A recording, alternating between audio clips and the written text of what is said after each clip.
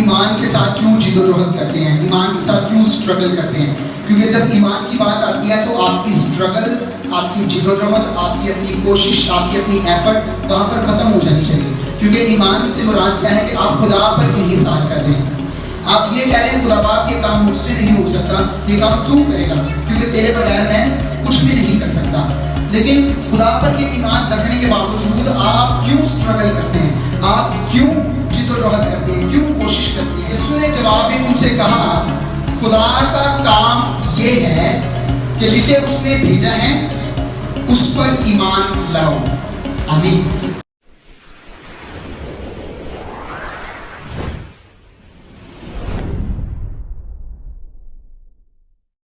یوحنا باب نمبر 6 28 اور 29 دو آیات پڑھیں گے اور یہاں سے ہم آغاز کریں گے یہ سیکھنا کہ ہم ایمان کے ساتھ کیوں جد و جہد کرتے ہیں، ایمان کے ساتھ کیوں اسٹرگل کرتے ہیں. کیونکہ جب ایمان کی بات آتی ہے تو آپ کی اسٹرگل، آپ کی جد و جہد، آپ کی اپنی کوشش، آپ کی اپنی ایفرٹ وہاں پر ختم ہو جانی چاہیے. کیونکہ ایمان سے مراد کیا ہے کہ آپ خدا پر انحصار کر رہے ہیں. آپ یہ کہہ رہے ہیں خدا باپ یہ کام مجھ سے نہیں ہو سکتا، یہ کام تو کرے گا کیونکہ تیرے بغیر میں کچھ بھی نہیں کر سکتا. لیکن خدا پر یہ ایمان رکھنے کے باوجود آپ کیوں اسٹرگل کرتے ہیں، آپ کیوں جد و جہد کرتے ہیں، کیوں کوشش کرتے ہیں؟ جب آپ ایمان رکھ رہے ہیں کہ خدا آپ کی زندگی میں یہ معجزہ کرے گا، یہ کام کرے گا، پھر بھی وہ اسٹرگل کیوں جاری رہتی ہے ایمان کے ساتھ؟ اس پر ہم سیکھ رہے جو ہیں یوحنا 6 باب آیات 28 اور 29 یہاں مرقوم ہے. بس انہوں نے اس سے کہا کہ ہم کیا کریں تاکہ خدا کے کام انجام دیں. یسوع نے جواب میں ان سے کہا خدا کا کام یہ ہے کہ جسے اس نے بھیجا ہے اس پر ایمان لاؤ. آمین. خدا کا شکر اس کے کلام کے لیے. لوگوں نے پوچھا ہم کیا کریں کہ خدا کے کام انجام دیں. آج آپ اور میں اگر خدا کے لیے کوئی کام کرنا چاہتے ہیں تو سب سے پہلے آپ کے ذہن میں سوال جو آئے گا میں کیا کروں کہ خدا کا کام کروں. اور آج کی تاریخ میں ہماری نظر میں کیا ہے خدا کے کام؟ اگر میں آپ کو کہوں کہ چلو جی آپ نے خدا کا کام کرنا ہے تو آپ کے ذہن میں کون سی بات آئے گی، کون سا کام آئے گا، کون سے خدا کے کام ہے؟ عبادت کرنا خدا کا کام ہے. اور اگر ہم عبادت کر رہے ہیں اس کا مطلب ہم خدا کا کام کر رہے ہیں. اور اس کے علاوہ کہ وہ عبادت میں آگے بھی گانا کلام سننا، اکٹھے ہونا، ساتھ روزہ رکھنا، ایسے ہی ہے نا، گناہ سے دور رہنا، گناہ سے لڑنا، شیطان سے لڑنا، یہ ساری چیزیں کیا ہیں؟ خدا کے کام کرنا، خدمت کرنا، لوگوں کو انجیل سنانا، لوگوں تک پہنچنا، ان کو خوشخبری سنانا، یہ سارے خدا کے کام ہیں. صحیح ہے. اس وقت کے لوگ بھی یہی سمجھ رہے تھے. وہ سمجھتے تھے پاک صاف رہنا، گناہ نہ کرنا، بدی سے دور رہنا، خدا کو خوش رکھنا، لوگوں کو خوش رکھنا، اپنے آپ کو راست باز بنائے رکھنا، دوسروں سے الگ رکھنا، یہ بھی ان کے خدا کے کاموں کا حصہ تھا. وہ سمجھتے تھے اگر ہم یہ کر رہے ہیں تو ہم خدا کا کام کر رہے ہیں. وہ سمجھتے تھے اگر ہم دائیں کی دے رہے ہیں تو ہم خدا کا کام کر رہے ہیں. اگر ہم ہیکل میں جا کے عبادت کر رہے ہیں تو وہ سمجھتے تھے ہم خدا کا کام کر رہے ہیں. اس وقت کے لوگ جب وہ یہ سب کر رہے تھے، یہ سب کچھ کرنے کے باوجود وہ یسوع سے پوچھتے ہیں کہ ہم کیا خدا کے کام انجام دیں، ایسا کیا کریں، کیا کام کرنے سے ہم خدا کا کام کریں گے. وہ یسوع سے پوچھ رہے ہیں حالانکہ وہ سارے کام کر رہے تھے. ٹھیک ہے، پھر بھی وہ یسوع سے پوچھ رہے ہیں ہم کیا کریں، کیونکہ یسوع کی تعلیمات جو تھی، اس کا مطلب یہ ہوا یسوع کی تعلیمات ایسی تھی، یسوع کی باتیں ایسی تھیں ان لوگوں کو جو فرق معلوم ہو رہی تھی. وہ سمجھ رہے تھے کہ کتاب مقدس پرانا عہد نامہ جو وہ پڑھتے تھے ان کو لگتا تھا کہ پرانا عہد نامہ انہی نیکیوں کے بارے میں ہے، انہی کاموں کے بارے میں جو ہم کر رہے ہیں. لیکن یسوع مسیح نے اس پرانے عہد نامے میں سے جب تبلیغ کی، جب منادی کی، تو ان کو لگا یہ کون سی منادی کر رہا ہے، یہ جو باتیں کر رہا ہے یہ تو خدا کے کام نہیں ہے. تو انہوں نے پوچھا اچھا بھائی اگر جو ہم کر رہے ہیں یہ خدا کے کام نہیں ہے تو تم بتاؤ خدا کے کام کون سے ہیں، ہم کیا کریں کہ خدا کے کام کریں، خدا کے کام انجام دیں، خدا کی خدمت کریں، خدا کے لیے کام کریں. یہ بہت بڑا سوال ہے. آج ہر مسیحی نجات پانے کے بعد اس کی زندگی میں سب سے پہلے جو سوال کھڑا ہوتا ہے وہ یہ ہے کہ بھائی ہم نے نجات پا لیا, میں نے مسیح کو قبول کر لیا, اب میں فلاں چرچ کا منسٹری کا حصہ بن گیا ہوں, تو اب میں نے کیا کرنا ہے, میں نے کیا خدا کا کام کرنا ہے. یہ بڑا عام سوال ہے, ایسا ہی ہے نا. اگر آپ مسیحی ہیں, آپ خدا کا کام کرنے کی چاہت رکھتے ہیں لیکن آپ کو پتہ ہی نہیں ہے کہ کیا کرنا ہے, تو آج جو ہم سیکھیں گے اس سے آپ کو پتہ چل جائے گا کہ آپ نے کیا کرنا ہے. اور ان لوگوں کو یسوع مسیح نے جو جواب دیا اس پر ذرا غور کیجیے گا. پھر سے آیت کو پڑھتا ہوں, 28 اور 29 دونوں آیات. بس انہوں نے یسوع سے کہا کہ ہم کیا کریں, ہم کیا کریں, کاموں کے بارے میں, عملوں کے بارے میں وہ پوچھ رہے ہیں, ہم کیا کریں تاکہ خدا کے کام انجام دیں, تاکہ خدا کے کام انجام دیں. یسوع نے جواب میں ان سے کہا خدا کا کام یہ ہے, خدا کا. انہوں نے پوچھا ہم کیا کریں کہ خدا کے کام, خدا یہ جمع ہے, پلورل میں وہ پوچھ رہے ہیں خدا کے کون سے کام کریں, کتنے کام کریں, کیا کیا کریں. ان کا سوال ہے خدا کے کون سے کام کریں. انہوں نے زیادہ والے کام پوچھے اور یسوع نے جواب دیا خدا کا کام یہ ہے, خدا کا. انہوں نے پوچھا خدا کے کام کیا کریں, کون سے کام ہے. یسوع نے کہا خدا کا کام یہ ہے. اس کا مطلب کیا ہے, اس کا مطلب یہ ہے جس کو دنیا یا جس کو لوگ بہت سارے کام یا اعمال کہتے ہیں, یسوع ان سب کو صرف ایک کام میں جمع کرتا ہے. یعنی اگر وہ ایک کام کر لیا اس کا مطلب آپ نے وہ سب کچھ کر لیا جو دنیا کہتی ہے کہ خدا میں یہ ہم نے کرنا ہے, ہم نے یہ کرنا ہے, ہم نے وہ کرنا ہے. اگر یسوع نے جو کہا ہے ہم نے وہ ایک کام کر لیا تو اس کا مطلب ہم نے سب کچھ کر لیا, کیونکہ یسوع نے کاموں کو برابر کس کے ٹھہرایا ہے, کام کے, ایک کام کے. آمین. یہ سارے کام ہی ہے نا, ہدیہ دینا, ادائیگی دینا, عبادت میں جانا ہے نا, پاک رہنا, راست باز رہنا, انجیل سنانا, خدمت کرنا, روزے رکھنا, یہ سارے کام ہیں اور وہ یہ کر رہے تھے. یسوع نے جواب میں مجھ سے کہا خدا کا کام یہ ہے, سنیے گا, کہ جسے اس نے بھیجا. خدا کا کام یہ ہے کہ جسے اس نے بھیجا ہے اس پر ایمان لاؤ, اس پر. تو خدا کا کام کیا ہے کہ یسوع پر, کیونکہ خدا نے یسوع کو بھیجا ہے. تو اگر کسی نے خدا کا کام کرنا ہے تو اس نے یسوع پر ایمان لانا ہے. آمین.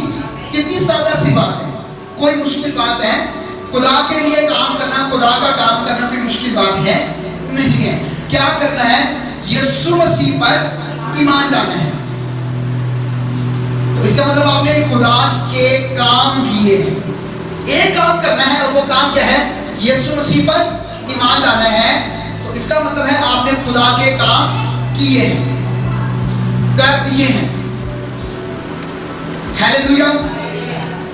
میں آپ کو جو آج سکھا رہا ہوں ایکچولی وہ اس کتاب میں سے اس کو ٹرانسلیٹ کیا ہے میں نے, بردر دل کی بک ہے نیا سرچشمہ نئی زندگی. اس کے باب نمبر 2 میں سے 5واں دن جو ہے وہاں سے آپ کے لیے میں پڑھ رہا ہوں. جن کے پاس یہ بک موجود ہے وہ اس کو پڑھ سکتے ہیں.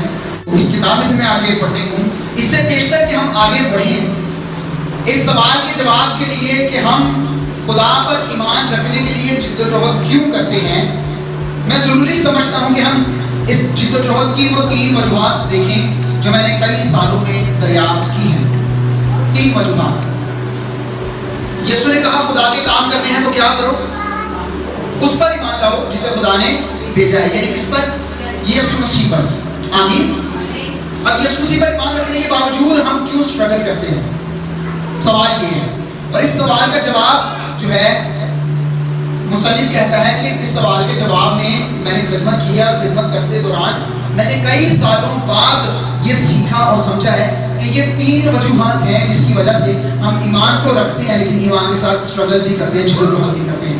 3 وجوہات میں سے پہلی وجہ کیا ہے, ہم نے اپنی مسیحی زندگی میں سیکھو اور کرو پر مبنی سوچ شامل کر لی ہے. سیکھو اور کرو پر مبنی سوچ شامل کر لی ہے. یعنی دنیا میں ہم کیسے جیتے ہیں, अगर कुछ भी करना है तो करने के लिए उसको पहले सीखना पड़ेगा। मिसाल, अगर किसी ने साइकिल चलानी है, मोटरसाइकिल चलानी है, कार चलानी है, कोई बिजनेस चलाना है, तो उसको चलाने से पहले उसको सीखना पड़ेगा कि कोई बिजनेस, कार, साइकिल, मोटरसाइकिल कैसे चलाई जाती है। ऐसे ही है, कुछ जरूरी चीजें हैं जिसके बारे में उसको पता होना चाहिए।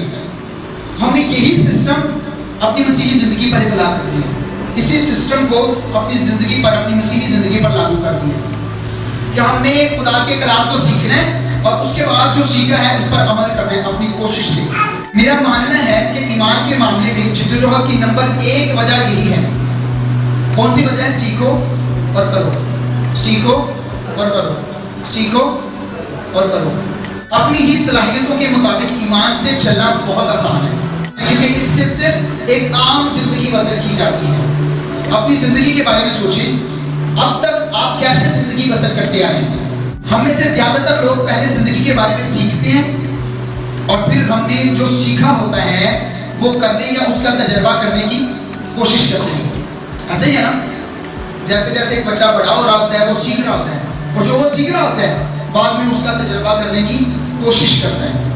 मिसाल के तौर पे आप पहले नौकरी करना सीखते हैं और फिर आप नौकरी करते हैं।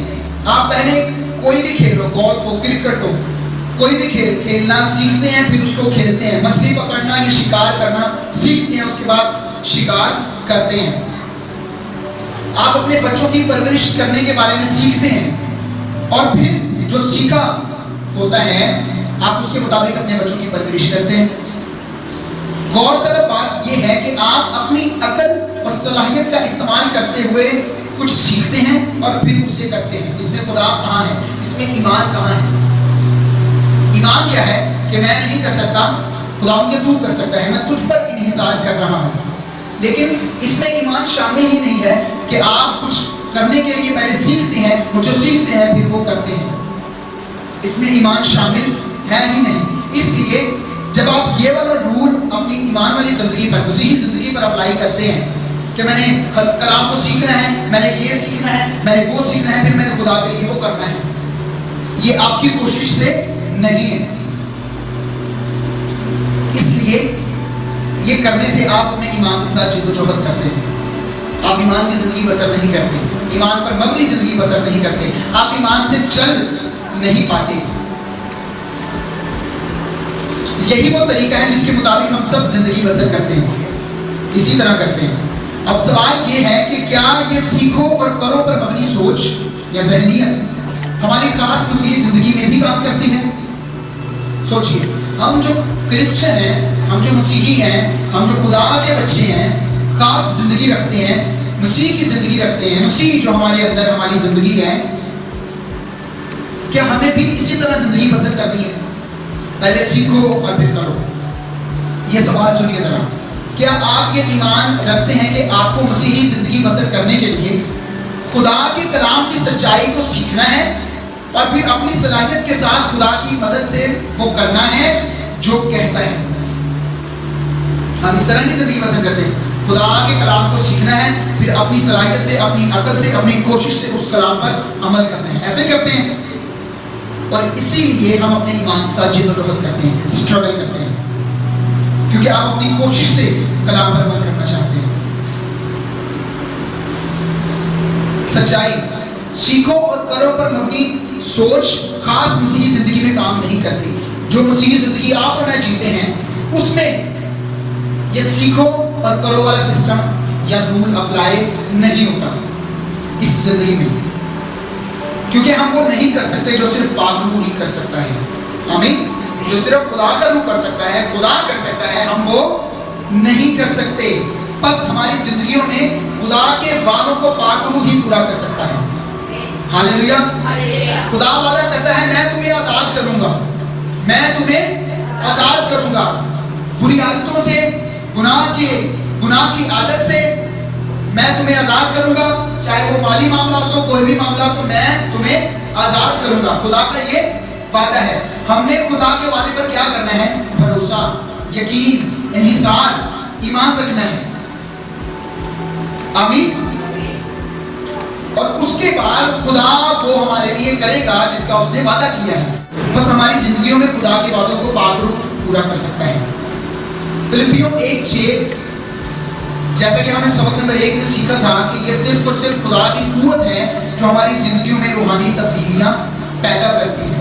मैंने आपसे अपनी जिंदगी की कहानी में भी कहा था, सीखो और करो के मुताबिक जिंदगी बसर करने की कोशिश मैंने भी की, लेकिन मैं इंतहाई पूरी तरह नाकाम हुआ। ब्रदर बिल जिसने ये किताब लिखी है वो कहता है मैंने भी इसी तरह जीने की कोशिश की कई साल। पहले सीखता था खुदा के कलाम को, जो हिस्सा मैंने सीखा, फिर अपनी ज़िंदगी में मैंने उस पर अमल करने की कोशिश की, लेकिन मैं हर बार क्या हुआ, नाकाम हुआ। मैं अमल करने की कोशिश करता था लेकिन अमल नहीं कर पाता था, पूरी तरह से अमल नहीं कर पाता था, कहीं ना कहीं मैं रह जाता था, छूट जाता था। मसला ये था कि इससे कभी भी वो तब्दीली पैदा नहीं हुई जिसका खुदा ने मुझसे वादा किया है। हकीकी तब्दीली तभी आई जब मैंने अपनी कोशिश बंद करके खुदावंद पर इन्हिसार करना शुरू किया। हालेलुया। पहली जो वजह है जिस वजह से हम अपने ईमान के साथ जिद्दोजहद करते हैं वो है जब हम सीखो और करो वाला रूल उसूल अपनी मसीही ज़िंदगी पर अप्लाई करते हैं, लागू करते हैं। इसके साथ हमें ज़िंदगी बसर नहीं करनी कि सीखो और उसके बाद अमल करो, सीखो और उसके बाद अमल करो। ये पहली वजह है कि हम ईमान के साथ जिद्दोजहद करते हैं, हम ईमान से ज़िंदगी बसर नहीं कर पाते। दूसरी वजह, हम चाहते हैं कि हमारी रूहानी तब्दीली के मुतासिर और उसका सबब होने में हमारा भी हिस्सा हो, कि जब मेरी ज़िंदगी में कोई तब्दीली आए कि ਉਹਦੇ ਵਿੱਚ मैं भी कुछ किया हो, मैं भी कोई अमल किया हो, मैं भी कोई नेकी की हो, हाँ खुदा ने ही मदद की हो, लेकिन मेरा भी कुछ कोई हिस्सा हो।